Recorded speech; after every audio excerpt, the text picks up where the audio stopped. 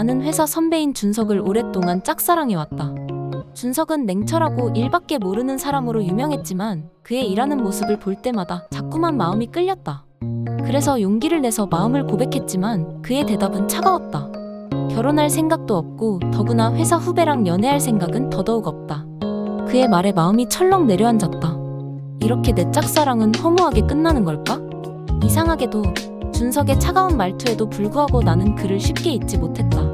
사실 우리가 처음 가까워지기 시작한 건 그날부터였다. 회사에 입사한 지 한 달쯤 되었을 때 나는 중요한 계약서를 잃어버리는 대형 사고를 쳤다. 그때 나는 정말로 모든 게 끝났다고 생각했다. 그 사건이 준석에게 발각되었고 당연히 그가 날 질책할 줄 알았다.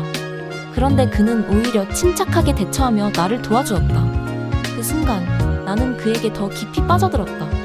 그 뒤로 1년 동안 나는 준석에게 계속해서 마음을 표현했지만 그는 나에게 철벽을 치며 거리를 두었다. 그래도 나는 포기하지 않았다. 그의 관심을 끌기 위해 애썼고 그가 내게 마음을 열어줄 날이 올 거라 믿었다. 하지만 그의 반응은 늘 시큰둥했다. 그러다 어느 날 그의 행동이 날 헷갈리게 했다. 평소와는 다르게 그가 내게 관심을 보이는 듯한 말을 했기 때문이다. 팀장님이 나에게 다가올 때 준석은 분명히 질투를 한 것처럼 보였다. 그래서 나는 용기를 내서 물어봤다. 대리님, 혹시 저 좋아하세요? 그런데 그는 여전히 차가운 표정으로 까불지 말라고 했다. 그 말에 상처를 받았지만 여전히 포기할 수 없었다. 그의 말 한마디 한마디에 마음이 흔들리는 나 자신이 답답했다. 도대체 그에게 나는 어떤 존재일까? 어느 날 준석이 아프다는 소식을 듣고 나는 걱정이 되었다. 아무도 챙겨줄 사람이 없는 그가 안쓰러웠다.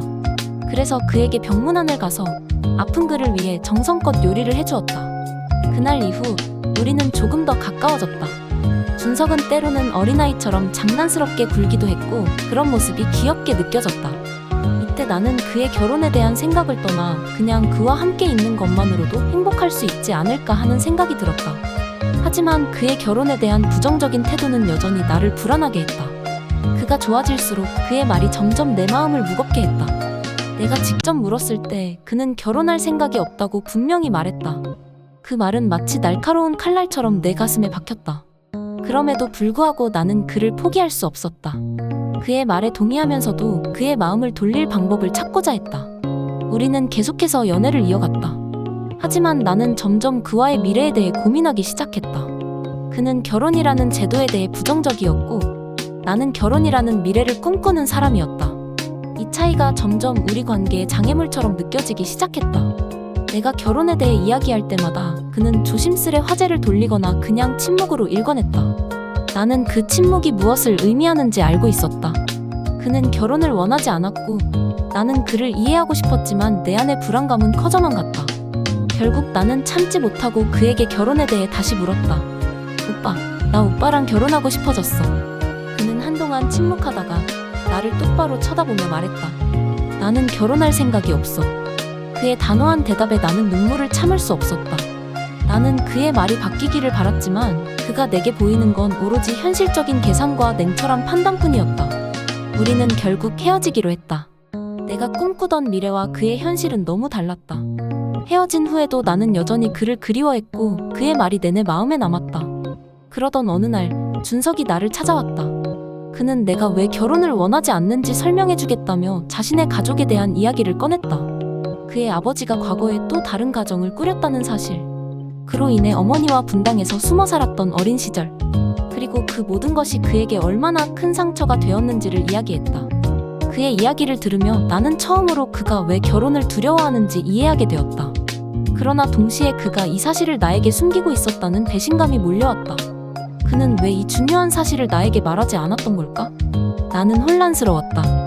한편으로는 그를 이해하고 싶었지만 다른 한편으로는 그와의 결혼이 과연 옳은 선택일지 고민이 되었다.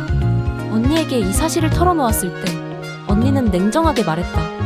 사랑이 결혼의 전부는 아니야. 평범한 사람이 되어 평범하게 행복하게 살아. 언니의 말은 나에게 큰 울림을 주었다. 준석과의 미래는 여전히 불확실했고 나는 그 불확실성이 두려웠다. 하지만 나는 여전히 그를 사랑했다. 그의 모든 것을 이해하고 받아들이며 함께할 자신이 있는지 고민했다. 결국 나는 그에게 마지막으로 말했다. 우리 둘만의 행복이 가능할까? 그는 나를 안으며 너 없이는 아무 의미가 없다라고 말했다. 그의 말은 내 마음을 다시 흔들어 놓았다. 이제 나는 결정을 내려야 한다. 이 사랑을 지키기 위해 모든 것을 받아들일 것인지, 아니면 현실적인 선택을 할 것인지. 준석과 함께라면 우리는 행복할 수 있을까? 아니면 이 모든 것을 내려놓고 새로운 길을 찾아야 할까? 나의 선택이 올바를지 여전히 혼란스럽다.